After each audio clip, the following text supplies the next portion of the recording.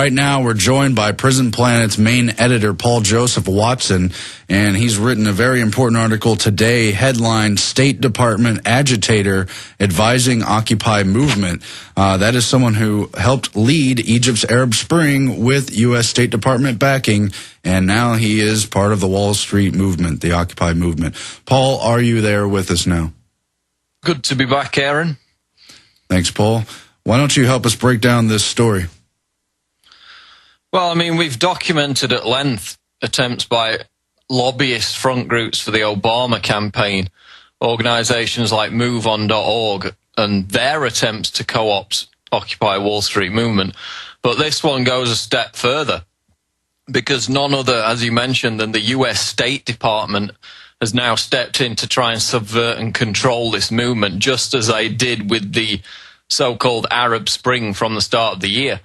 And Wired News is reporting that Ahmed Maher, who was one of the leading pioneers of the overthrow of Mubarak in Egypt, is now, quote, advising the Occupy Wall Street protesters in New York and Washington, D.C.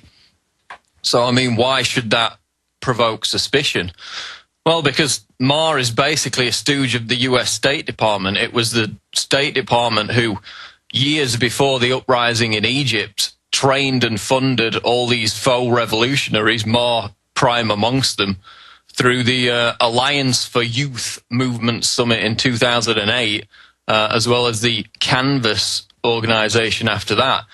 And it was actually Ahmed Maher's April 6 organization, that's what it's called, the genesis of it at least, who met in 2008, you know, 3 years before the uprising in Egypt, with the likes of the CFR, Homeland Security, the State Department, and heads of some of the biggest corporations in the world.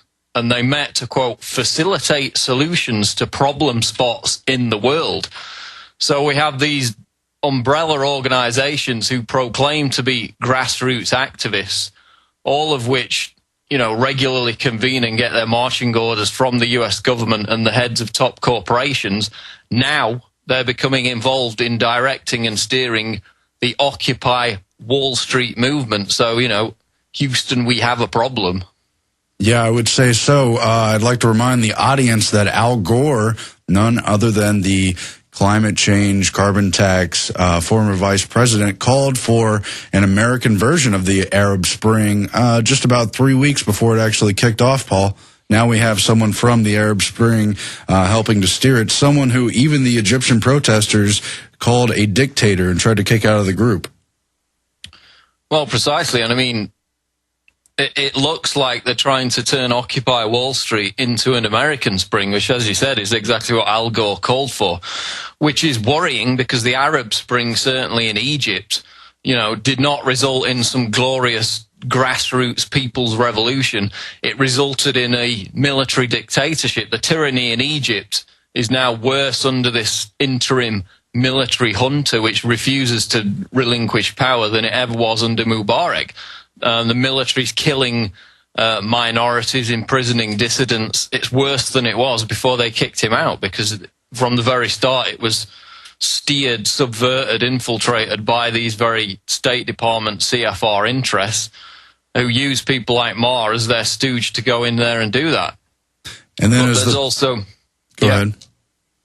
Well, there's other characters. I mean, Ivan Marovich, he was on the ground in New York on the very first day of the protest, and he was the one that taught them how to use this creepy collectivist consensus thing where, you know, they all repeat these zombie-like mantras. His group is called Optor, and it's one of these same umbrella organizations similar to the April 6 organization. This is the group the CIA sponsored to help get rid of Slobodan Milosevic. This is the group backed by the U.S. National Endowment for Democracy. And we've seen their clenched fist logo. It's a specific type of logo. It's not just a generic clenched fist. Appear on these Wall Street, Occupy Wall Street banners. And it's because the leader of that organization was there on the ground at the very start, coordinating a lot of it. And his group is admittedly a CIA, National Endowment for Democracy front, that has been used in the past by the U.S. military-industrial complex to help do its bidding.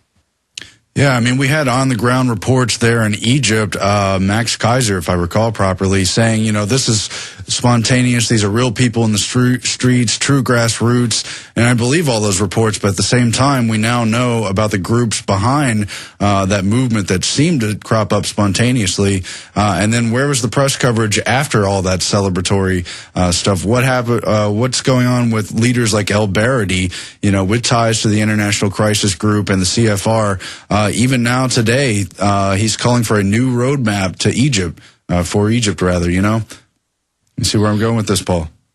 Precisely, and the International Crisis Group also fraternized with this Ahmed Maher, and of course that involves Zbigniew Brzezinski and George Soros on top of that. So it's all the same characters again. I mean, these groups are formed in what they call revolution training schools in places like Serbia, which are funded, controlled by the US military-industrial complex, and they're then dispatched to different parts of the world to either create or co-opt these revolutionary movements. And again, it's to ensure that the outcome is beneficial to US military-industrial complex interests. They knew ahead of time that Egypt was going to happen. Do you really think they're just going to stand by and let that vacuum of power allow anyone to step in and take control of that key country in the Middle East? No, which is why they were on it from the very start. So to think that these same interests weren't also watching Occupy Wall Street from the very start would be naive, to say the least. Yeah, it's amazing. We just need to continue to watch that. Now, you reported a couple days ago on the government front group known as Demos, who have called to abolish critical thinking, and they're re-educating students in the classroom. Paul, can we talk about that some? Yeah, this is it's a government front group. It was actually founded by Marxists back in the 90s. It was then closely affiliated with Tony Blair's Labour Party. Now David Cameron, the current Prime Minister, has given speeches at their events as part of their, quote, progressive conservatism agenda. And basically the article I wrote was about how Demos is now going into schools in Great Britain and teaching students how to maintain critical thinking. And they do this by basically saying that anything that disagrees with the official version of events, either from government or the mainstream media, is a, quote, conspiracy theory. And then they go on to define the term conspiracy theory as completely false. So I wrote that it's a fantastic irony that while they're trying to promote, quote, critical thinking, they're actually, in an authoritarian manner, telling people that they can't have critical thinking and that they can't trust alternative sources of information, which, as we've seen over the past few years, though not perfect, have proven a damn sight more accurate than the likes of the BBC, which is where this report went out. You know, from weapons of mass destruction, the murder of Dr. David Kelly, the establishment has proven itself completely not credible in these instances, and yet Demos is going in and saying that children aren't allowed to bring conspiracy theories into the classroom, when it was the British government who ordered Al Gore's An Inconvenient Truth, which was found by a British High Court judge to contain 9 significant errors. It was the British government that ordered that film to be shown to school children in England, Wales and Scotland. So while the government's enforcing this BS onto them, they're simultaneously saying that, you know, if you question it, then you're going to be in trouble. And Demos has been sent in there as this government lobbying group to ensure that students don't have critical thinking, because that underpins the entire education system. All right, Paul, I think we want to go to a clip of that now, but of course this is textbook, almost word for word, out of the Cass-Sunstein playbook. That's Obama's information czar. He wrote a paper in 2008 on conspiracy theories, how they need to be infiltrated, and how that information needs to be steered and broken up and otherwise undermined. Let's go to that clip now and then talk more about Cass-Sunstein. Okay, we're having some technical issues. They're going to cue up that audio. The consequences can be dangerous. That's the warning from the think tank Demos, which is concerned that conspiracy theories and propaganda are entering the classroom. The BBC Asian network's Katrin Nai now reports. We're here about information and how we get it. So you have trust on one side and you have distrust on the other side. 2 school sessions in which Demos explore pupils' online abilities in Liverpool.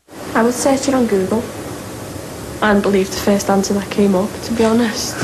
I know I shouldn't do it, but Google's like a trusted website. And in East London, where conspiracy theories are quickly raised. There was a documentary about this guy. He does his own research, finding out that in one of the FBI, you know, the building that got hit by a plane.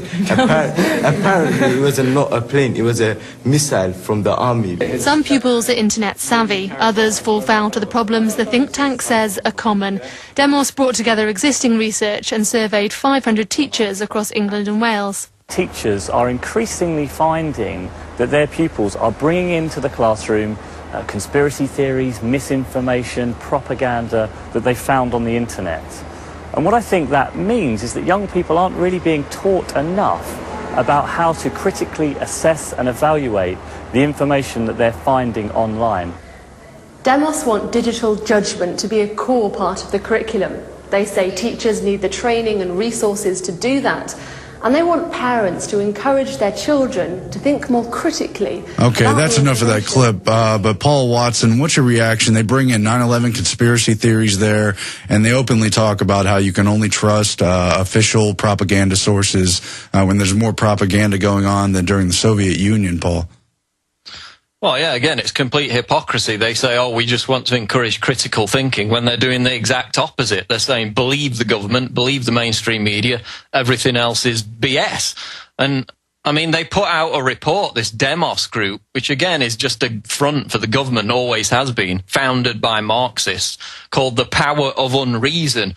And in that report, they say they need to, quote, fight back against people who question the authorities to, quote, increase trust in government.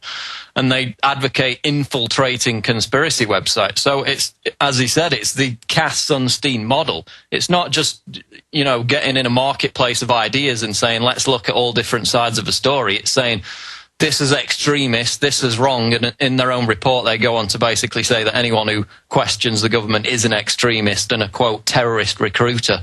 And so, as Cass-Sunstein's agenda was admittedly about, you know, he went on to talk about why don't we tax certain ideas or ban free speech. That's precisely the core of this Demos group's agenda. And they're trying to, because they know kids in British schools are starting to get information which contradicts what they're being taught in schools on their own government curriculums. They're getting very worried about it, and that's why they need to launch these kind of infiltration strategies. And, of course, Cass-Sunstein talks about infiltrating in his conspiracy theory papers at least 14 times and openly talks about the 9/11 conspiracy theories in particular and how all this kind of alternative information poses a threat to the establishment, whether or not it's true, simply that it poses a threat to the establishment. Precisely. I mean, that's why, and it's not a conspiracy theory anymore, CENTCOM, Israel, they all admit to it. They hire armies of people to go online, to vote things up or down, to leave negative comments. That's part of cyber warfare. And it's 2011. That's a routine part of cyber warfare. We certainly are subject to that on a regular basis. You know, Alex was talking the other day about how immediately when the Alex Jones channel releases a video, it gets voted down by 11 people. Often they don't even leave comments, just instantly voted down with 11 dislikes. And that's precisely what happened on one I saw the other day. Almost minutes after it was uploaded, 11 people had voted it down. So they've literally hired people to sit on our websites and other websites and engage in this, you know, infiltration effort. And they admit to it, and now they're doing it. It's not a conspiracy theory anymore. It's on the record. Yeah, and Sunstein calls for that too, cyber warfare as well as physical infiltration through, quote, information diversity. Well, we're going to work on getting some of those people on the show, but what else are we looking at in the news today, Paul?